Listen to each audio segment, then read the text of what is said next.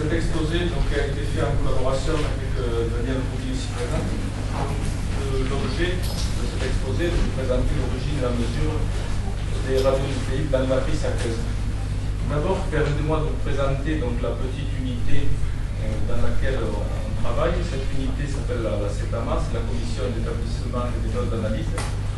C'est une unité, une des plus anciennes du CEA, qui est le commissariat à l'énergie atomique et aux énergies alternatives, qui a été créée donc, en 1961 et qui a toujours voulu être un socle pour être le garant de la qualité des résultats de l'analyse.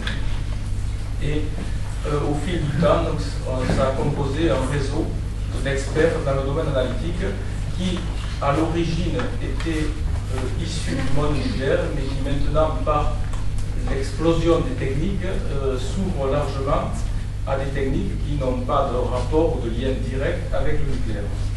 Donc nous fonctionnons en groupe de travail.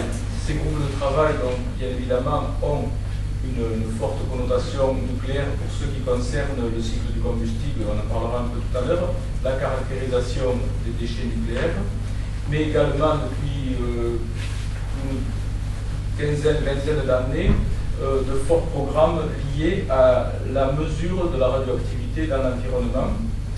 Et l'autre grand volet du groupe de travail, parce que ce qui est nécessaire pour obtenir des résultats, ce sont les techniques analytiques, donc c'est l'amélioration de la qualité des résultats d'analyse, un peu tourné aussi à la fois vers la métrologie, à la fois vers l'instrumentation, sur des techniques telles que l'ICPES, donc la spectrométrie optique ou la spectrométrie de masse, la potentiométrie, la chromatographie et tout le panel de mesures de la radioactivité. Actuellement, donc, nous avons 14 groupes de travail en activité. Nos missions sont multiples et tout à fait complémentaires. Donc, on a une mission qu'on pourrait qualifier de métrologique, qui est la fourniture et l'élaboration de matériaux de référence, pour assurer donc la comparaison des mesures et pour simplifier, donc il y a un support à l'étalonnage, une application de ces matériaux de référence et l'organisation de circuits interlaboratoires qui peuvent être très variés, allant du circuit dit d'aptitude où le laboratoire, la valeur obtenue par le laboratoire est comparée à une valeur de référence, jusqu'au circuit de validation de méthode où on propose une méthode ou une norme à appliquer au laboratoire et celui-ci obtient les résultats. Donc à partir des résultats obtenus, sachant qu'il normalement il n'y a pas de biais sur la méthode qui est utilisée, on peut définir les critères d'évaluation de cette méthode. Et le troisième volet qui est aussi important, on fait, comme vous le faites aussi, la diffusion, la valorisation des connaissances par l'organisation de séminaires et les documents que l'on produit. Parfois on essaie, dans la mesure du possible et quand il y a un besoin, de les promouvoir jusqu'au niveau projet de normes, voire normisme. Donc voilà pour l'objet de notre mission.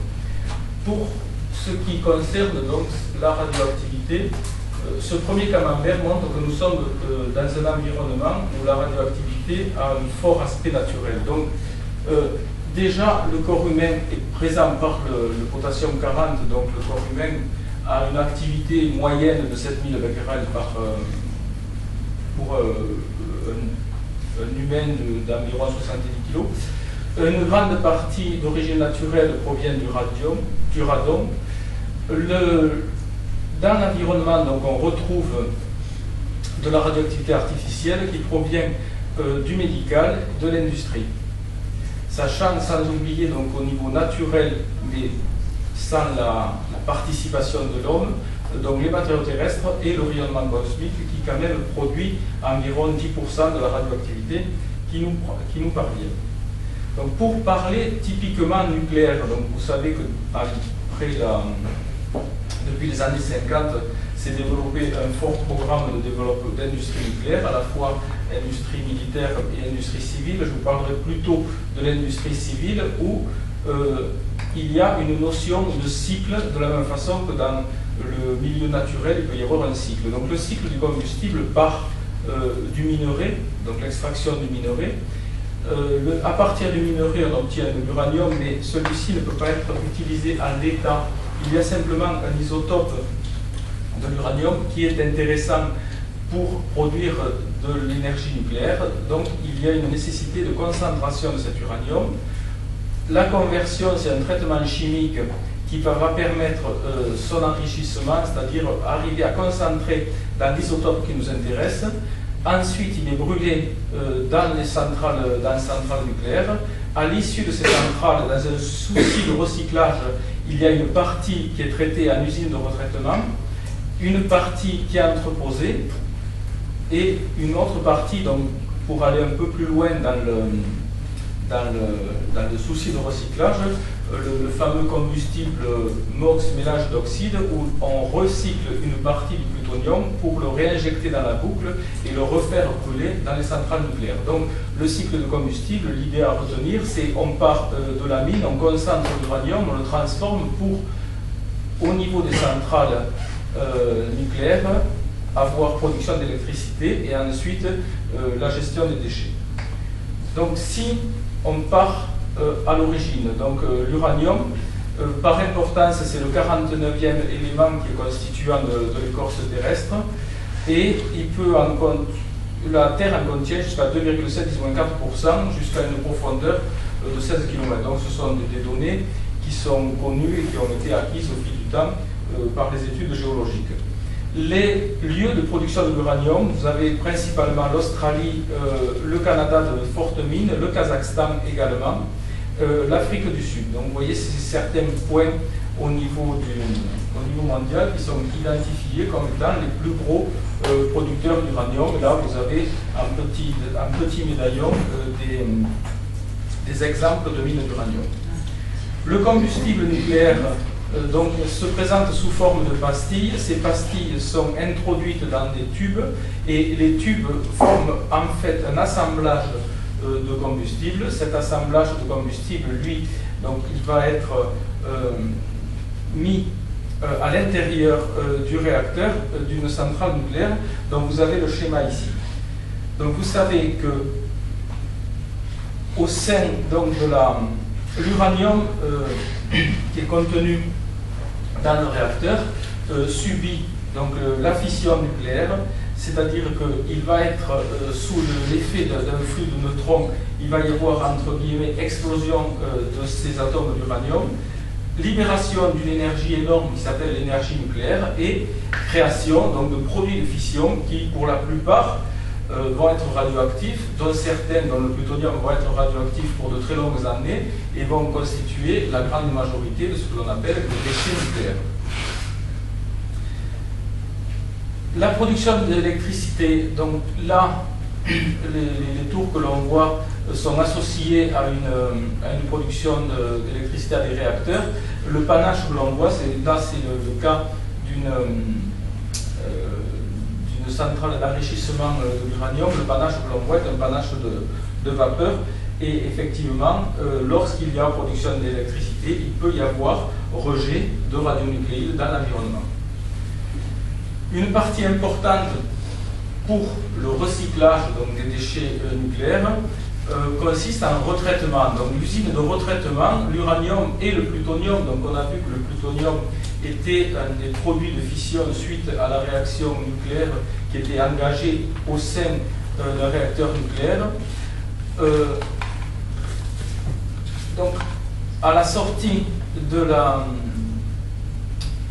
donc, du réacteur nucléaire, l'uranium qui est rentré au départ contient des produits de fission et des actinides.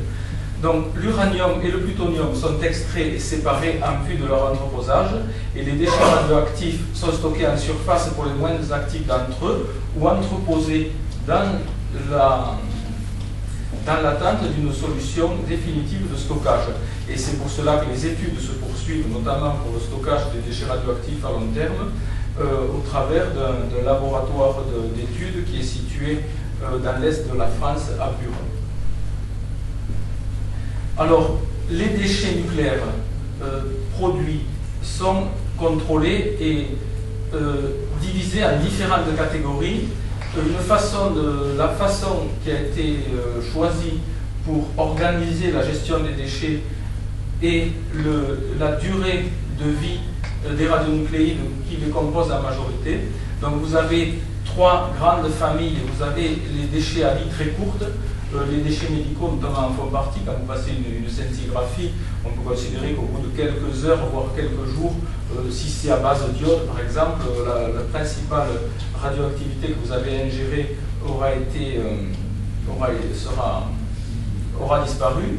Pour les déchets à vie courte, dont la durée de vie est inférieure à 30 ans, tout à l'heure vous avez parlé du césium-137, le césium-137 est finalement un élément charnière pour les déchets à vie courte, et les déchets à vie longue, ceux dont la durée de vie est supérieure à 30 ans. Selon la catégorie des déchets, donc haute activité, moyenne activité, faible activité, très faible activité, il y a des solutions qui sont envisagées pour leur entreposage, voire leur stockage. On a aussi une partie déchets non négligeable dans ce qui est rejet dans l'environnement. Il faut savoir que toute industrie a des rejets dans l'environnement, et ceux-ci sont très contrôlés et régis par des textes réglementaires, avec des programmes donc, de surveillance de l'environnement en amont et en aval de toutes les industries. Alors, pour illustrer le thème de cette conférence, donc c'est les radionucléides, enfin les contaminants qui se retrouvent dans le sol, on s'est permis de vous proposer donc ces recommandations donc, de l'Organisation mondiale de la santé, qui est une organisation internationale qui a en charge les programmes de protection de l'homme et de l'environnement. C'est souvent sur la base des recommandations de l'Organisation mondiale de la santé que sont établis les textes de loi qui après sont déclinés. Donc la dernière édition est relativement récente et donne pour chaque radionucléide les valeurs limites maximales que l'on doit retrouver dans les eaux.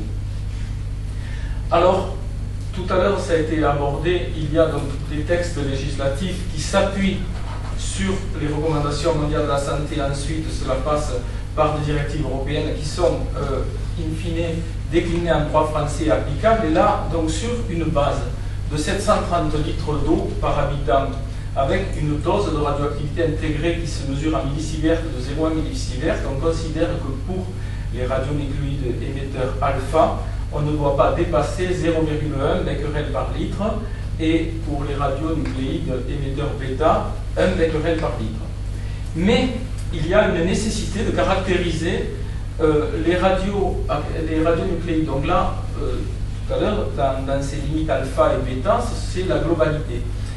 La globalité est composée de radionucléides émetteurs, et l'on se doit d'être capable de mesurer les radionucléides pris isolément, avec des limites de quantification de l'ordre de 1 microgramme litre par uranium. Donc microgramme litre, là vous pouvez utiliser des méthodes d'analyse pondérale, ou 40 millibecquerels par litre pour le radium 226 par exemple.